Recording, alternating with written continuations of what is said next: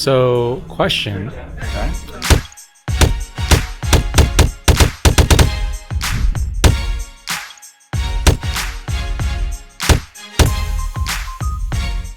How does somebody break into luxury? I knew that was going to be the question. You did, right? Yes. Right. First of all, I always sell what you got. Let's just say you're going after a listing and it's way above your price point, and you're on the appointment. I mean, going humble. First of all, you do your homework. When I go on a listing, even today, when I go on a listing appointment, I'm very, very prepared. So be incredibly prepared. One thing you can do is you could bring in someone who has the cred, and you could get that first listing with someone else who's got the cred. Great advice. And then once you sell that, you've got that in your resume.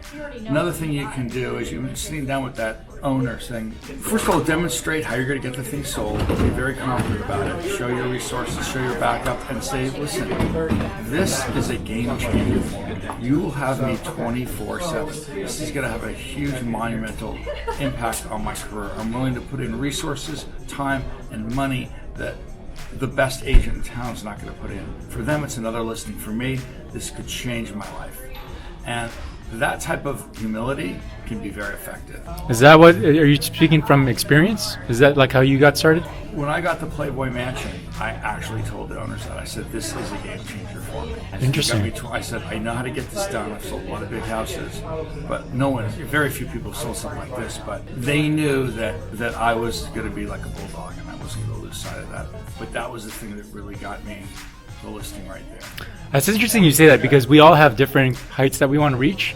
And for you, for someone that sells like $3, $4, $5 million on a regular basis, the Playboy Mansion for you is like for other people, like, hey, that $1 million listing, right? Up to now, I sold a $20 million listing. And then the fact that I didn't fake it, I said, it's a game changer for me.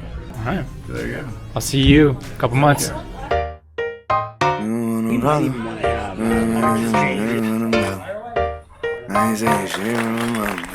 Hey, yeah. Why the hell you tripping? You don't want to get it popping.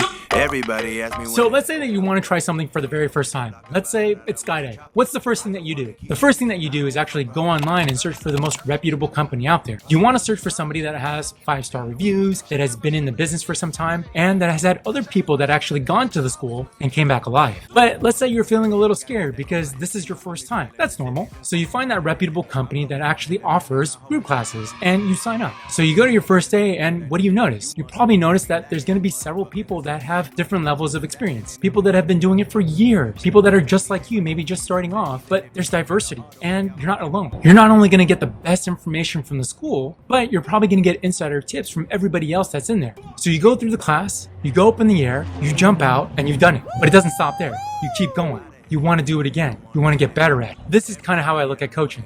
I got in the business in 2012. My first 3 years in the business were okay. But in year 3, I actually plateaued. And I decided that it was probably best for me to have some outside help. So I decided to join coaching. So I looked at every single company that was out there, and I decided to go with the Tom Ferry coaching company. It's been 3.5 years since I made that decision.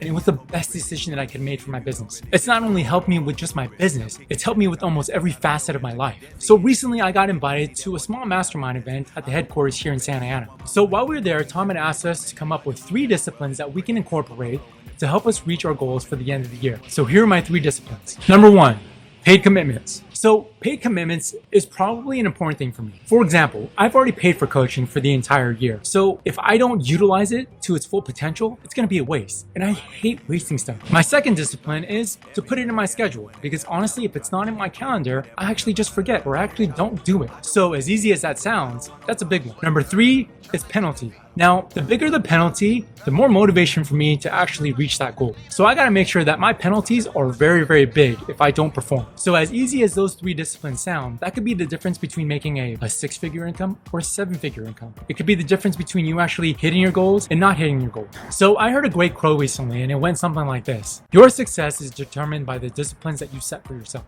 Because without disciplines, it's almost like jumping out of a plane without a parachute.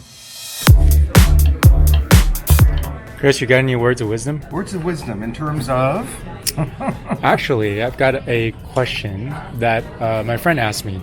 He just got his license and he's looking at brokerages and he's like, where do I start? I gave him my answer. Like where we should start to work? Yeah, where? I mean, how do you find a company? That's a really good question. I know for me, look, this goes back 32 years. I wanted to be the best, and I wanted to be with the best. So I did my research, and at the time, John Douglas Company, which was a smaller independent, was the best, particularly in the luxury realm. And even though I didn't start in luxury, I wanted to eventually be in that. So that's the only company I interviewed with, and I've been with them since because we've been bought out a few times. But every time the brand bought us out, it was in alignment with who I was. I think you have to make sure your company's in alignment with you, your values, doing business the way you want to do business, and an environment where you feel you can flourish and grow and build your career. I think that's the most important advice I can give. So how do you find that though? Because like there's so many companies out there that say, hey, we have the best training, we've got the best marketing, we've got the best. And so for him, it was just like, how do I weed out like who's bad, who's good, what's the right best fit for me? For me, what made it for me at that time is in that time in the marketplace, that our company had all of the best luxury properties. All of the back 32 years ago, they had homes that were $25-35 million, which today are $150-200 million. Right. And when I looked at the agents, they were all names that I recognized. And the most interesting thing about that is most of those top agents that were working 32 years ago are all still in our company. Wow. So, I mean, I was only 18 when I picked the brokerage firm, but I liked the product they had. From what I knew, I liked the agents they had, and they were in the locations I wanted to be, and from what I knew or what I perceived, they had the number one presence in that luxury space. So that's what worked for me. I think it depends on where you're working, right, the market you want to break into, because maybe our company is not great in certain places and they're not number one. It just depends on what you're looking for. Nice. What was your advice? Man himself. I said to find. I started off on a team, and so finding not so much the right company, but the right specific individual that would need your services, or finding somebody where the opportunity is there. So finding an agent who may be a really productive single agent who's losing opportunities at open houses and maybe just doesn't have the time to do open houses. They're going to need your services, especially if you're a hungry new agent, right? That's willing to learn. So I told them to focus more on the individual as opposed to the actual company. I think it's very smart because with me, I've had challenges building a team, but with me, a team member, I can help them make money and they'll make me more money. I have the opportunities, I have the inventory, I can't always service it. So if I have a listing that's maybe not quite my regular price range, maybe it's $1.5 million or $800,000 or $2 million, I would love to bring someone in that's on the team, and I'll take all the listing, I'll do the contracts, negotiations, you just handle the open houses, inspections, and to me it's a great plan, and it's worked out quite well. Yeah. As long as agents are willing to stick with it for a long time. It's opportunity. It's finding the right opportunity. All right.